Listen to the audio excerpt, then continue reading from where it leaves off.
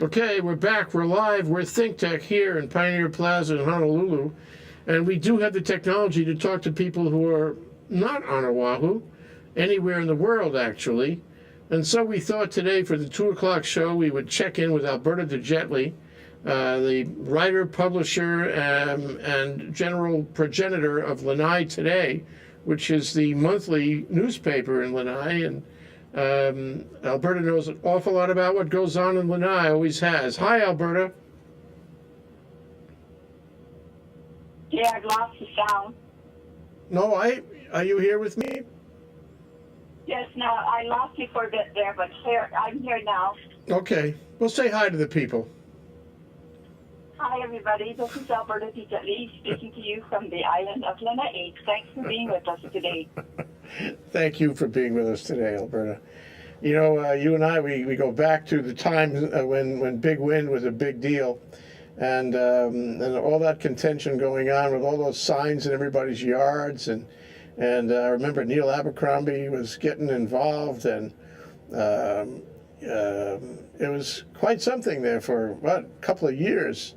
It all got quiet more recently, though, and I guess you heard about the decision of the Public Utilities Commission back, I want to say, on July 11th. It was when they issued orders deleting reference to big wind and the undersea cable from the RFP procedure that HECO had set up, and saying that both of those things would have to be studied, and they opened investigation dockets for both issues. And so, a lot of people think that investigation dockets mean a long, if not indefinite, delay. And that certainly does not bode well for the original initiative, which now seems to be on the back burner for the duration. Have you had any reaction in Lanai about that? No, Jay, I'm on the Lanai Community Advisory Committee, and we really wanted to keep wind as a viable option for this island. But just the word big wind sends people into a total tizzy. So in our meetings, we agreed that we would take out the references to big wind because of the way the city was reacting against it. But we did leave wind as an option for the future on Lanai. Maybe just on a local scale, but it's definitely still there for us. Well, it's a great source of renewables for you, and I made a trip there back must be a year and a half ago anyway, with Chris worked for Castle. Lavorne. Yeah, Lavorne, in a 4-wheel drive going to the Garden of the Gods way over on the west side of the island. And boy, that looked like a great place for a wind farm, actually. It was remote, it was a beautiful area, and it was right in the channel where the wind comes around. So when you say that wind remains, at least for this committee, a possibility, is the committee thinking of that area or some other area or all areas, or what? I think we're more looking at wind power for the community, like that the company Pulama Lanai is also now looking at desalination as an option. And with desalination, we can look at hydroelectric, and it's a no-brainer. You could use solar during the daytime to power the desal plant, and you could use the water at nighttime to generate electricity. But we also have wind power, and the wind power is available even when the sun's not shining. So it's a very, very viable option for us to continue to consider a source of renewable energy. Well, yes, one question that comes to mind, is really how life has changed in, what do I want to call it, the management of the island. I mean, I know that you had a connection with, I'm blocking on his name, the fellow who owned Castle and Cook. Yes, I've had a long-term relationship with Mr. Murdoch. Murdoch, yeah. Yeah. I worked for him Yeah. when he first came to the island. That was back in 1986. Yeah. But We were all since, younger then, you know. since Pulama Lanai, which is the new name of the company, Lanai Resorts rebranded Mm-hmm. on July 2nd, and now they're using Pulama Lanai as their name. Mm-hmm. Kimberly, one of the best things that the company has done is it's given us a lady named Kimberly Frank. She used to head the YWCA on Oahu, and now she's our community director. She's a VP and community director, and she has just been wonderful, wonderful, wonderful. I know her. She's really good. Yeah. Yes, she's excellent. As a matter of fact, I was at a presentation this morning with her. Uh-huh. She's living there then. Yes, she and her family are living here. She has her husband is also here, Mm-hmm. and he's also, he's a landscape architect, Mm-hmm. and he's also very involved in the community, becoming involved in the community. So, well, back to my earlier question. I mean, how have things changed in terms of the management in general? You talk about a committee. You talk about, people would like to see this or that. You have a regular interface with Larry Ellison's company. Are you able to express views and put planning points into their decision process? How does that work? Well, I see all of their VPs and the community advising meetings that I have to go to, that I have to attend, and I also see them at planning commission meetings, which I will go in occasionally and sit in on. Mm-hmm. But on a day-to-day basis, they have their people on the ground, and they're all becoming a part of the community. So it's just a matter of time, We have a settling in period to go through, but overall, the look and the feel of the community is very, very positive. Oh, good. So, I mean, it was fairly contentious there at the end of the Murdoch period.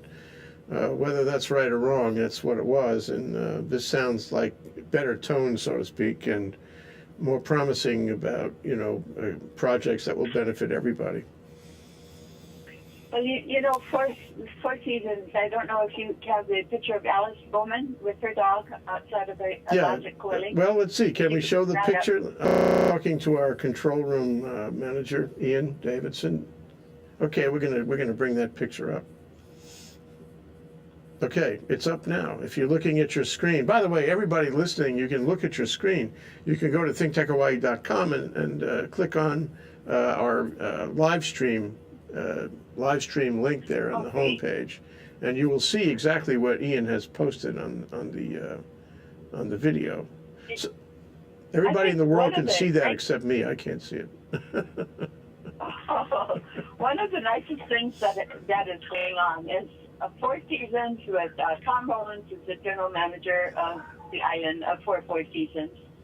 And Alice Bowman is the resident manager at the Logic Coiling, which is, everybody's favorite spot practically in Hawaii. And this picture shows Alice with her dog, Shadow, who's 13 years old.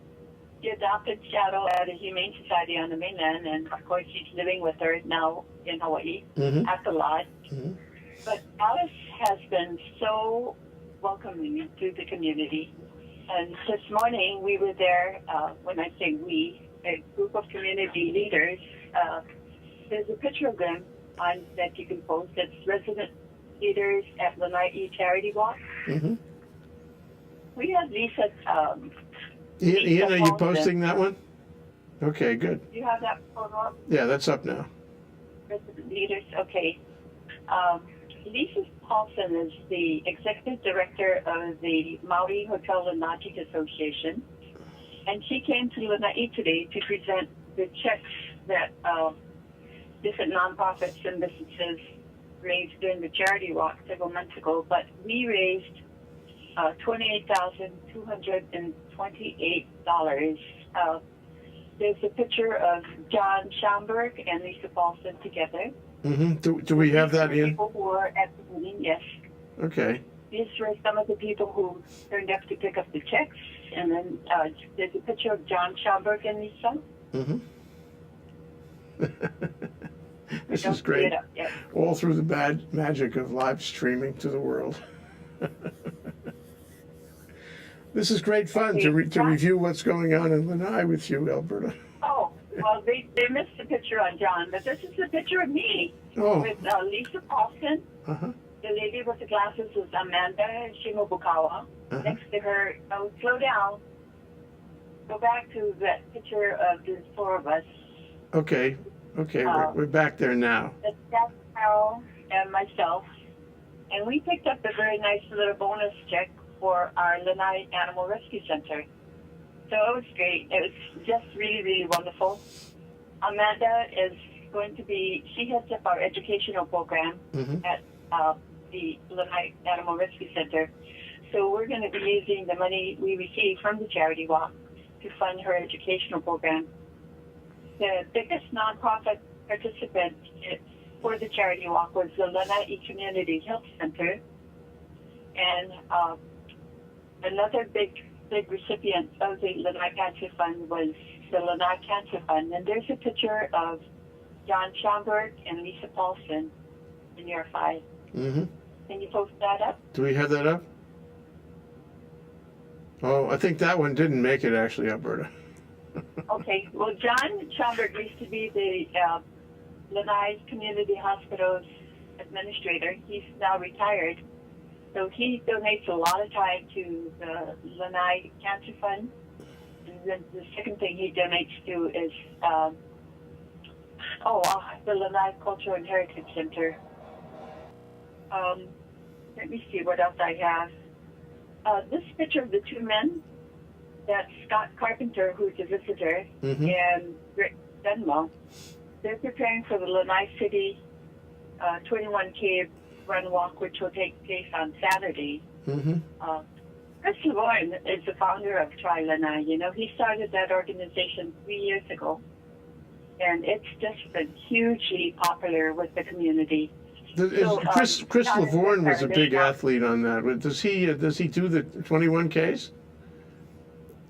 He's the founder of Try Lanai. Oh, okay. So a week ago we had the Try Three Hills Lanai, and on that race we had 100 bikers, cyclists, dirt bikers, not motorcycles, but cyclists came over to Lanai. Yeah, great.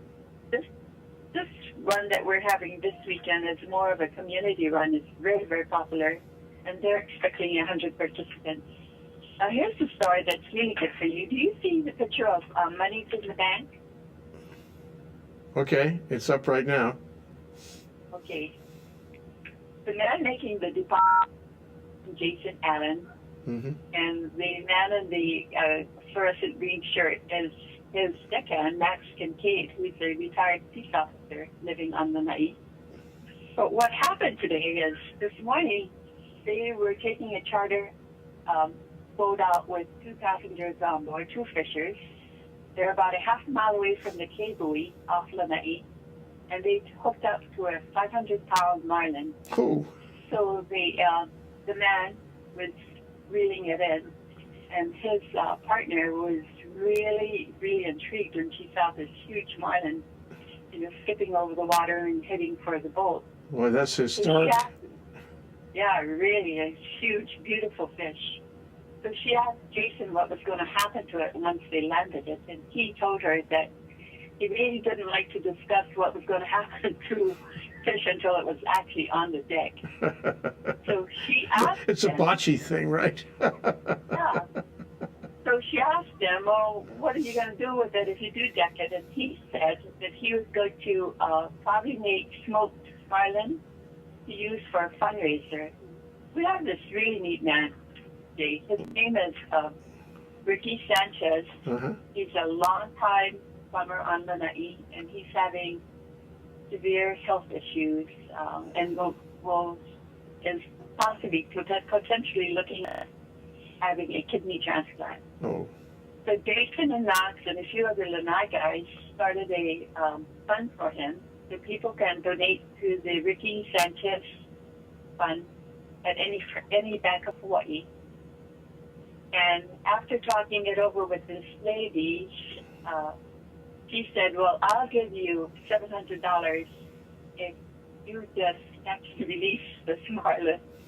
So they took a picture of it, pulled the hook out of its mouth, and watched it swim away. But it was $700 for release funds. So, we're so Everybody lucky wins. on Huh? that. Yeah, we have guests, and we have part-time residents coming to our island who are just extremely generous and extremely giving.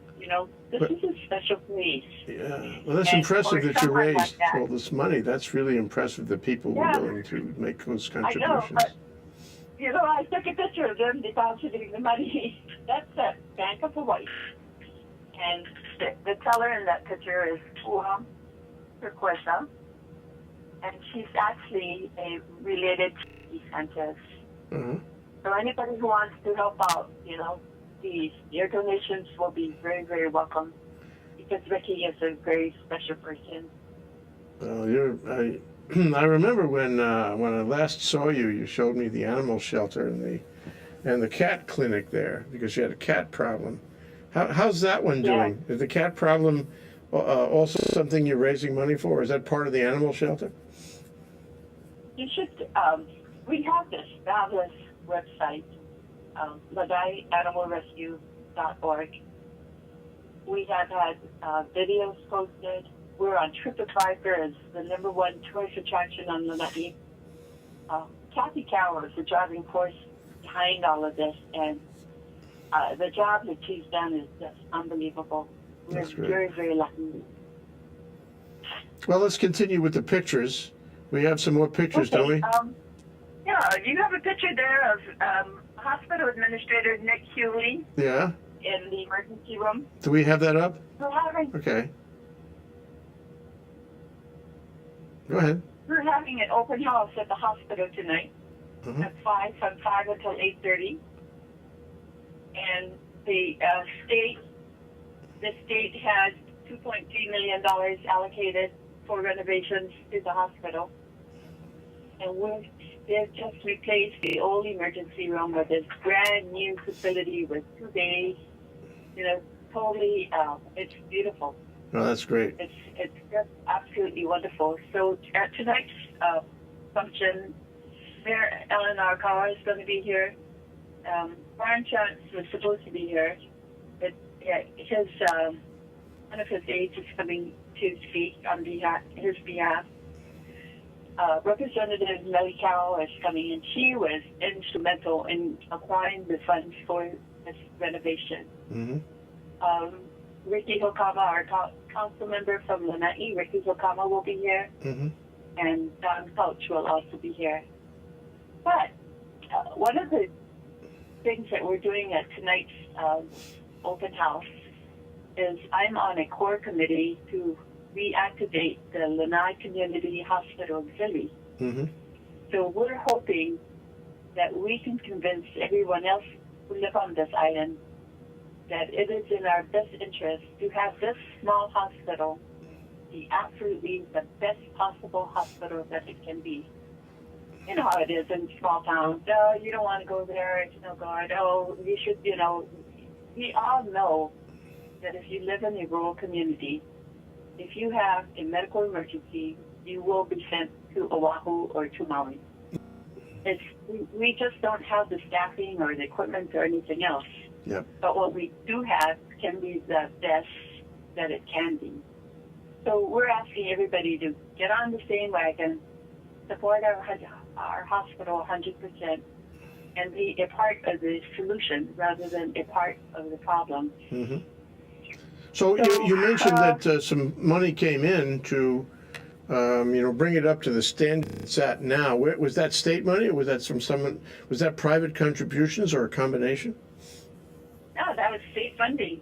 Mm-hmm. So, and the governor, they've also, right now, in the state budget, we have $280,000 for roof renovations, a Mm-hmm. new roof, not renovation. They need to re-roof the building. Mm-hmm. And they also have $700,000 set aside for a photovoltaic system on that roof once it's installed. So we're looking up. Things are definitely moving forward. Well, how are the well? Let me take a short break with you, Alberta. It's about half past. We'll take a short break, Okay. 1 minute, and we'll come right back after we regroup here. Okay? Aloha, I'm Jay Fidell. I want to tell you about our program this month. We're doing a lunch and panel program at the Plaza Club with the Hawaii Venture Capital Association and ThinkTech about China. It's Don't Be Afraid to Send Your Kid or CEO to China. Stories of daring do and of life, liberty, and the pursuit of happiness in the People's Republic. We want to introduce you to some people who have lived in China and show you that life in China is not so bad. It's not all about corruption and environmental degradation and lack of civil or human rights. It's not like that. And we want to have them tell you their day-to-day stories about how they've lived there. So our moderator is Larry Foster. He has taught law in China, and he has been practicing law in China for a firm in Shanghai. His wife, Brenda Foster, is on the panel. She has been the president of the American Chamber of Commerce in Shanghai. We have Russell Liu. He's an attorney practicing with Shepard Mullen in Beijing for quite some time. Shackley Ruffetto, a circuit court judge from Maui, who after retiring went to China so he could teach judicial process there.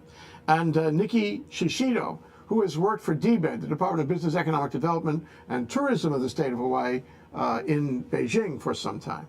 All these people have had the experience of living on the ground in China. We want to have them tell their stories to you. So maybe this will encourage you to send your kid or a CEO to China. So if you're interested in this program, which ought to be very interesting, come down on August 22nd. You can sign up at hvca.org. I'm Jay Fidell. Mahalo. We'll see you there. We're back. We're live. We're ThinkTech doing Island Perspectives on this Friday at 2 o'clock with Alberta de Jetley of the Lanai Times. She's also a farmer lady in Lanai, and she follows what's going on in Lanai, I guess, for both reasons. And she's been a wonderful correspondent for us over the past few years. So, Alberta, what is happening in terms of business in general? Are the hotels up to steam? Are they at full employment now? Is the economy better than it was in the last few years under David Murdoch? Yes, the economy is moving forward. We have a few new things going on in our community. First Hawaiian Bank, I'm so proud of him. We have a young man named Aaron Fernandez. Mm-hmm. He graduated in the Lanai High School class of 2003. Mm-hmm. A local boy indeed, huh? Yeah, great. Yeah, he came home to Lanai. He was working at Bank of the West in Oregon, which is owned by First Hawaiian Bank. Mm-hmm. And they brought him back to Honolulu, and he worked at the university branch of First Hawaiian. And now here he is on the port at the First Hawaiian Bank on Lanai. We're so pleased that they brought a local boy back to our island. Oh, that's great. That's great. That really means something. Do we have a picture of Aaron? Yes, we do. Okay, yeah, so it's up. It's up. Okay. And then moving on, there's a picture of Tammy at Illinois Juice Bar. Mm-hmm. You could put that up. Yep. We got that. Tammy opened her business. It's not up on the screen yet. Okay, is it up there now? Not yet. There it is. Here she is. Okay. So why that picture exactly? Well, because she's so pretty and she's so friendly, and her business has just been a huge success. She opened on July 1st, and believe it or not, everybody's taking shots of that wheatgrass that's in front of her. Mm-hmm. She does all these health drinks and healthy smoothies, and her most popular drink is a drink called Liquid Sunshine. So it has oranges, fresh carrots, peaches, pineapples, lemon, and ginger. You can get a really healthy salad, but it's all, our community is changing so much. Is the juice bar in the central square of Lanai City? Is that what the juice bar is? Yeah. This used to be the Sweetest Day ice cream shop. Uh-huh. It closed down maybe about 2 years ago, and the space has been vacant. Uh-huh. So Tammy moved in there, and now she's got a full full house every day. People waiting for healthy drinks. I go there at least 3 times a week, sometimes more. Well, it makes you healthy. It's a wonderful business to have. Yes, it is for everybody. Okay, now you have a picture of Michael Burnham and David Emery with some aquaponics. Very interested in that because I wanted to ask you about how diversified agriculture is working. So why don't you tell us what the picture depicts, and also tell us about agriculture. I'm still the biggest farmer on the Lanai with 18 acres. Is that right? You're still the only one. Yeah, David Emery in the blue shirt moved in next door to me, and he built this greenhouse building with the help of his friends. And that man with him, Michael, was one of his friends from the Big Island. He's from Kau. But David is experimenting with aquaponics. And in the back of them, you can see some of the lettuce plants that they're starting. And then they just brought in some dragon fruit starts. So hopefully he'll be able to get some dragon fruit into the ground. But it's still in the experimental stages. Right next to David are 2 of the young farmers are also coming in. But there's now a picture of me on my farm. Mm-hmm. Oh, we have that? Tomatoes from New Zealand. Yeah. I remember you showed me your farm, and it was really impressive. And you are very hardworking. I mean, from writing the Lanai Today paper to a tomato farm right down the road. That's impressive. I guess it's a right brain, left brain kind of thing. Real tomatoes. They're from New Zealand. It's a New Zealand fruit, and it's actually a tamarillo. Mm-hmm. It has the inside is almost like a kiwi, but it tastes like a cross between a passion fruit. The seeds are more like tiny pomegranates. Mm-hmm. Very, very delicious. I have no idea whether or not I'll be able to sell these, but it's an experimental crop. And I think with farming, we all have to remember that three-fourths of the stuff we do is experimental. Like my neighbor David, trying the aquaponics, me trying this. Right now on my farm, we have dedicated a half acre to Nobu Restaurant. And that's been really, really fun.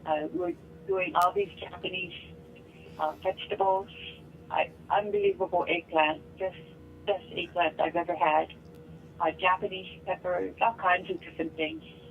So it's all an adventure, and that's what Lanai is now. Yeah, it sounds like the things are coming up, and the new ideas, new businesses, new creative experiences. It's wonderful, and I hope everyone, change is always very difficult for people. Yeah. But I think we all stay positive and stay focused on what the big picture, the end result is going to be. Not necessarily for our generation now, but for generations in the future. Well, how do you see it? How do you see it unfolding, Alberta? I mean, this is really historic. The transaction itself with Murdoch and Ellison, that was a historic thing for Lanai. It's got to cast a long shadow on Lanai, and it's a go, no go, survive, no survive kind of experience. And now here we are in the new place. The outline is emerging. You can begin to see how it's going to be in the future, how the society will react and so forth. And I wanted to ask you, how does it look to you, say, in the next 5 years? What do you think? What do you hope will happen in Lanai? To make it the place it was always intended to be. Well, for starters, I wish I were 30 years younger. I'm pretty active, but I could use a little bit more energy here. You'll always be young, Alberta. I know that. No, this photo that you have posted of me is at least 20 years old already. But we're looking. The University of Hawaii sponsored Clyde Sakamoto. It's very, very interested in working with the company to provide more educational facilities for us. There are so many bits and pieces that are still falling into place. the way Lanai looks today, even in 5 years, it's going to be a totally different scene. Mm-hmm. Much more opportunities for education, for jobs. We're going to have new kinds of businesses that people aren't even considering, that aren't even existing, will be options for us five years from now. Mm-hmm. What about infrastructure? I mean, I noticed in your Lanai Today newspaper, which I always get, thank you very much.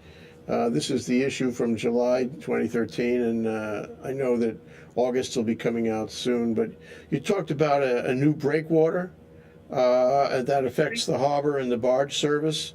That's the kind of infrastructure you really need to be sustainable. What's that like, and how is it working?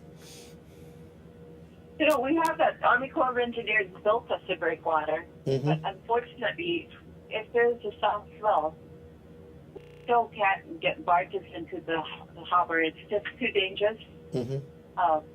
People always look at it and they say, oh, well, if Young Brothers really wanted to, they could come in. But the fact of it is, under the pier, I'm not talking about the breakwater. I'm talking about the landing zone, the operating zone on the deck. Mm-hmm. A few years ago, we had a big storm, and that whole thing lifted.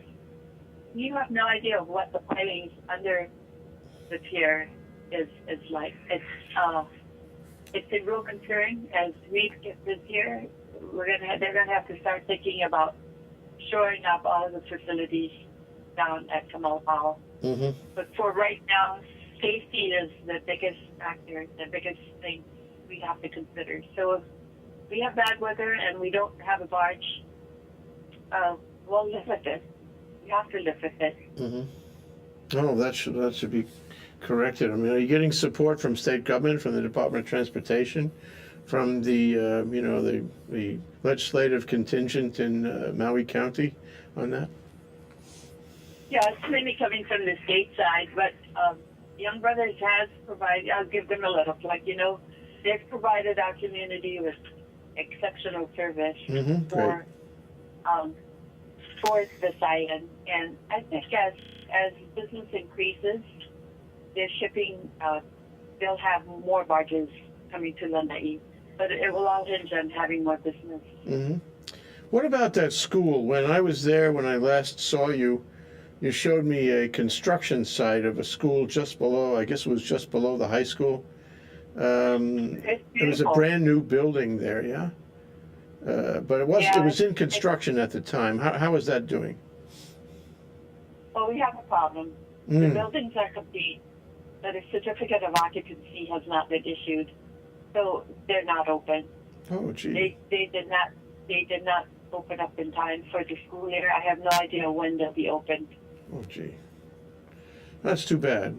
I'd like to come over there again, actually, Alberta, bring my camera, take a trip and, kind of enjoy meeting with you, going around and seeing these things firsthand.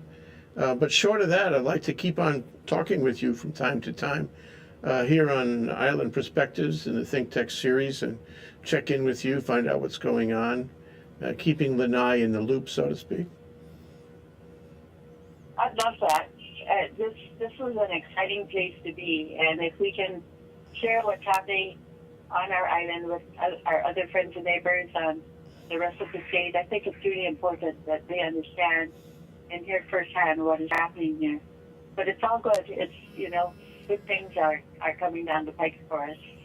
Well, let me ask you, if you had the opportunity to speak to the legislature and maybe for that matter the people of Oahu about the events and developments in Lanai, post-transaction, how they are right now, the light showing at the end of the tunnel, as it were.